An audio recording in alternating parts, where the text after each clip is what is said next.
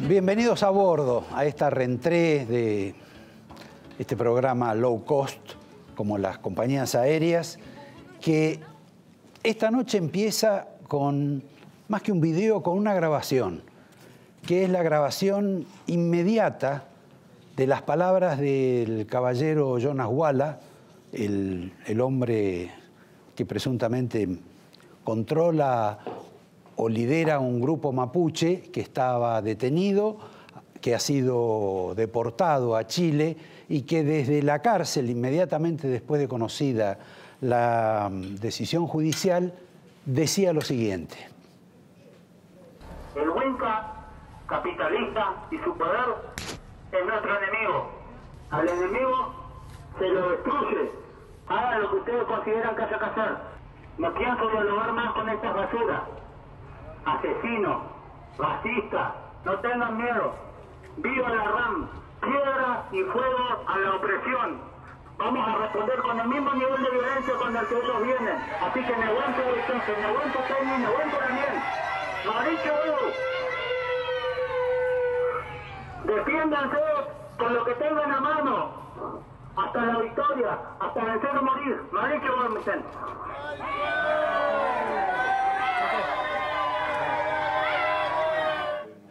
Este mensaje pacífico que dio este señor Walla ocurrió hace un rato. Como ustedes saben, después hubo una especie de disturbio ahí frente al lugar donde estaba detenido. Siempre algún tipo de trasiego con las autoridades policiales. Y la característica de Walla es que mezcla a Perón con el Che Guevara, porque lo cita Perón y también lo cita el Che. Con la característica de que los dos tienen una coincidencia, un aniversario. Perón cumplía años el mismo día que murió el Che Guevara. En fin, suspendemos ahí, cambiamos de cámara y vamos un poco a la Argentina, esta Argentina que desde hace 2 meses y medio casi no visitamos televisivamente y que realmente ha tenido muchas novedades, por lo menos para mí, que la he mirado desde otra ventana.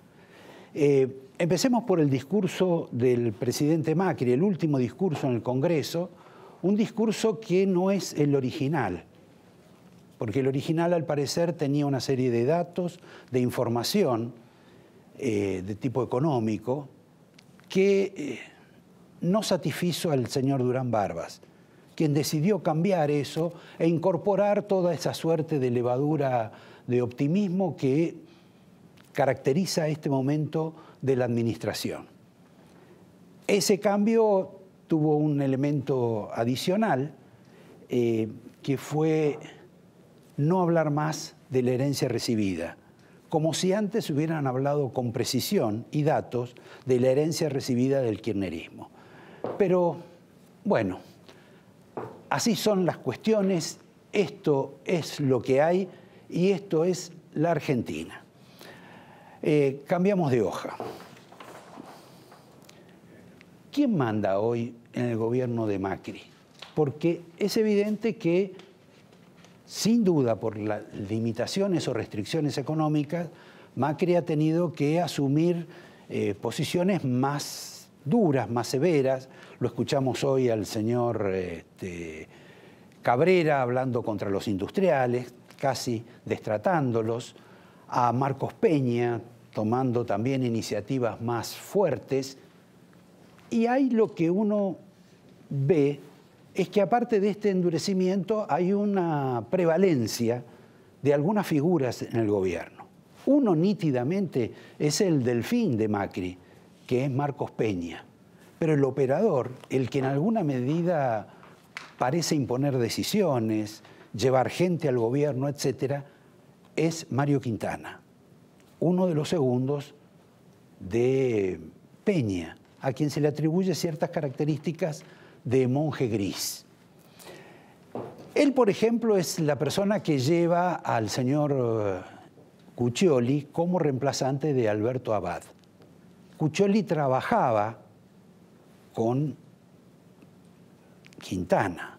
Quintana lo llamaba por el interruptor y Cuccioli rápidamente iba y atendía las demandas de Quintana. Tiene buena formación Cuccioli, se lo reputa como un técnico importante, es un ingeniero industrial. Ustedes saben que los ingenieros industriales tienen las características de que sirven para muchas tareas, pero con una característica que funciona también con algunos hombres de este gobierno, específicamente del rol que tiene que asumir desde ahora o desde fin de mes al frente de la AFIP, no sabe nada. De política tributaria desconoce casi todo.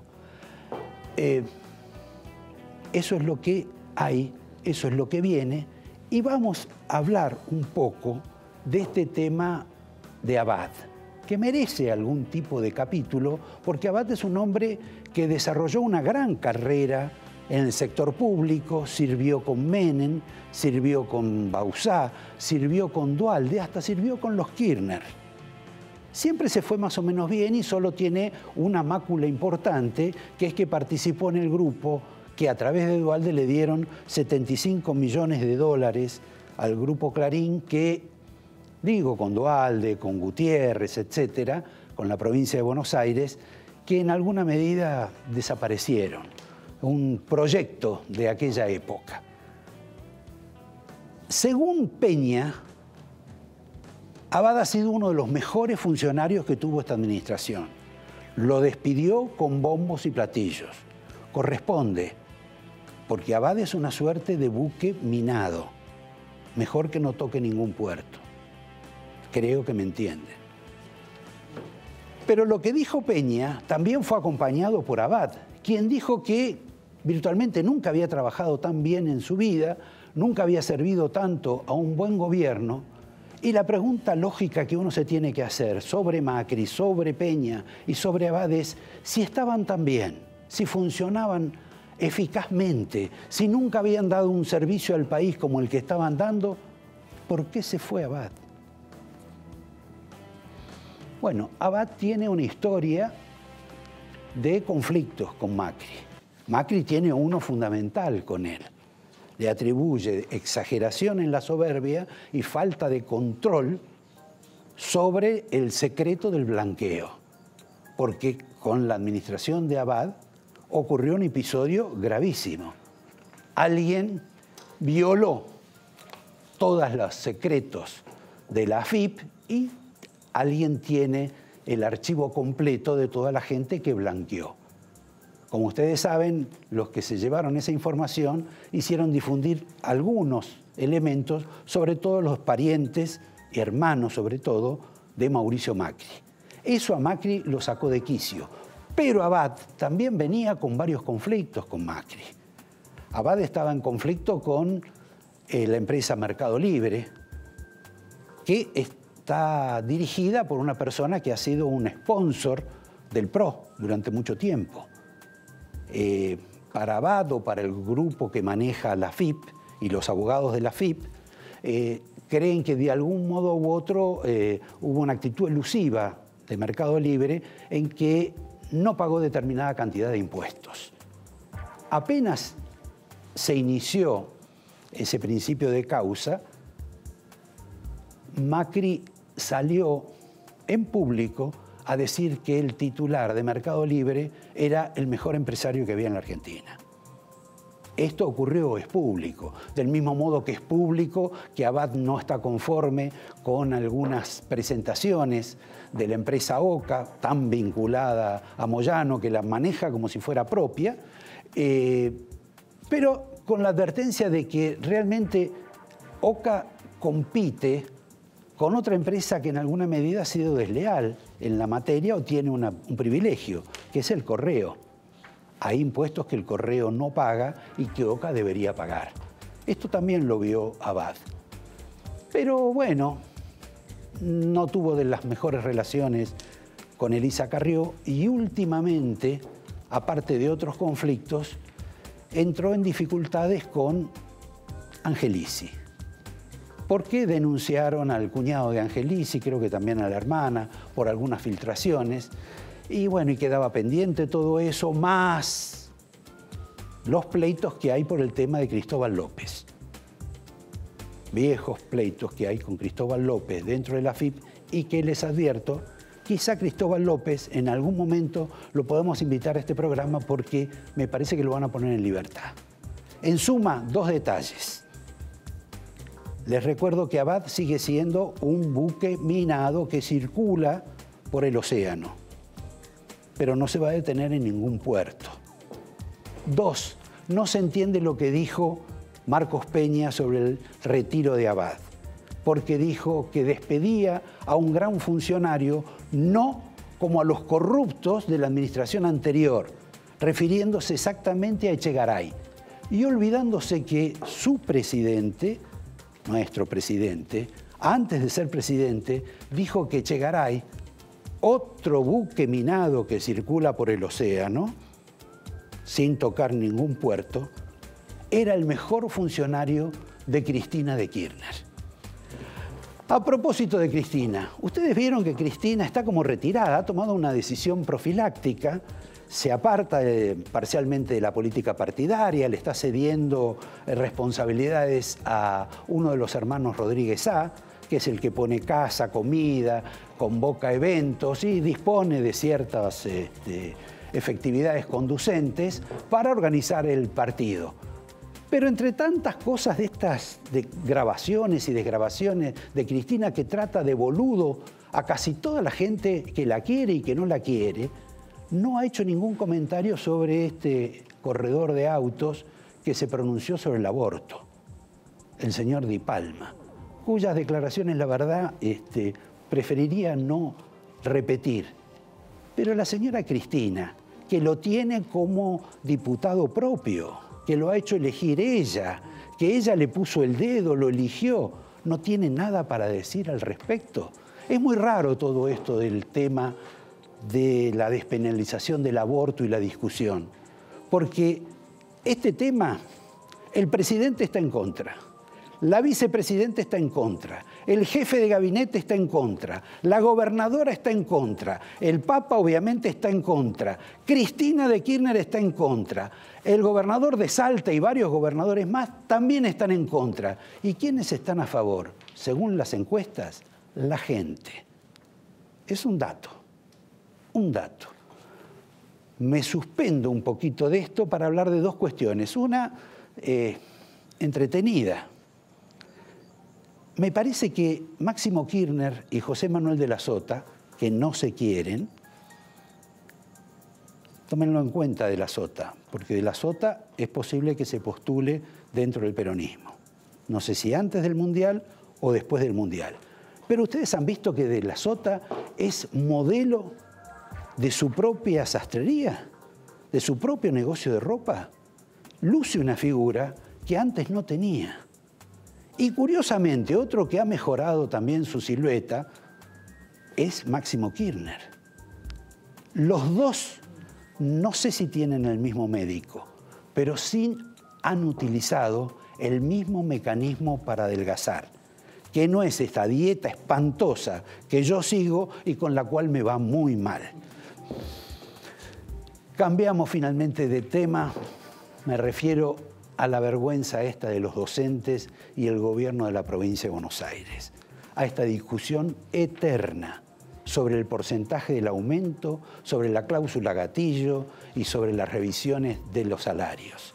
Convengamos en algo, desde siempre discuten sobre esto, que se modifica siempre si hay inflación. No se entiende la actitud de los gremios, salvo que sea política, de decir, denme de acá a los próximos 6 meses tanto de aumento o aplíquenme la cláusula gatillo si cambia el costo de vida, si cambia la inflación más exactamente. Ese compromiso va a ser cambiado por el gobierno o por los sindicatos, porque los sindicatos no lo van a permitir. Y esto ha sido siempre así. En consecuencia, esta es una discusión, un debate bizantino que solo sirve para perder días de clase y para que los alumnos de las escuelas privadas le saquen más distancia a los alumnos de las escuelas públicas. Por último, y para cerrar, fue designado embajador en Perú Jorge Yoma. Viene de ser embajador en México, designado por Cristina. No sé si fue un buen embajador, porque hace 48 horas le cerraron 2 sumarios. Pero sí, como es un todoterreno y un todo servicio, a Cristina le ayudó al kirchnerismo con el tema de La Rioja. Más o menos le ayudó porque no fue tan efectivo, pero de cualquier modo le ayudó. Y ahora lo va a ayudar al exministro Martínez, al de Defensa, que ustedes ni recuerdan, y la verdad yo tampoco, pero en última instancia actúa para que el peronismo no proceda, no se despliegue el año próximo en la provincia de La Rioja. Es como una especie de amortiguador del peronismo. Por esa razón lo designan embajador en Perú, como una suerte de premio, y él le da también un servicio más al peronismo. No hablé para nada de los invitados, que tenemos invitados extraordinarios en esta noche de rentrée. El primer punto a tratar, por lo menos para mi gusto, es después de 2 meses y medio, ¿qué ha pasado en la Argentina para que se haya desmoronado parcialmente la administración Macri y simultáneamente se haya generado una escalada de odio, desdén, burla, casi ingratitud y falta de respeto sobre el gobierno? ¿A quién invité para esto? A Nelson Castro. No es de lo único que voy a hablar. Tampoco hablé de economía, ni di datos, porque hay algunos datos de la economía, al margen de la fotografía que ustedes tienen, que son contrarios a lo que imagina el gobierno que va a ocurrir en el próximo semestre. Esto es, para el gobierno va a haber menos inflación. Los datos son que va a haber más inflación. Y para el gobierno va a haber más crecimiento. Y los datos es que va a haber menos crecimiento. Les voy a pedir a Javier Milei, que es nuestro invitado, a que nos resuelva ese intríngulis. Y lo vamos a tratar de ayudar con algunas preguntas. Y por último, quizá en un acontecimiento dramático, que ha sido la exposición de un famoso cirujano argentino que se llama Juan Carlos Parodi, que habló sobre el drama de la pobreza en la Argentina. Es un tema no parcialmente interesante para los medios, pero sí es interesante lo que él revela sobre este ascenso de la pobreza en la Argentina y el significado y el dramático futuro que le asigna. Simplemente quiero que lo escuchen y que después le preguntemos en el programa. Habla Juan Carlos Parodi sobre este drama de la Argentina, casi un drama único. La mayoría de los niños, futuros adultos de nuestro país, serán pobres, con capacidad mental disminuida y educación insuficiente. Nuestro futuro, si no cambiamos, es calamitoso. Nos estamos llenando de habitantes con escasa capacidad mental, con pobre educación y tendencia del delito, y eso es muy serio. Y seremos otra Venezuela. Tendremos que emigrar y entregar el país a los que con astucia y perseverancia están tomando el poder.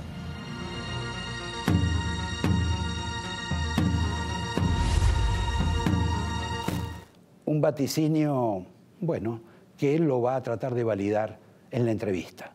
Antes vamos a empezar con nuestro amigo Nelson Castro.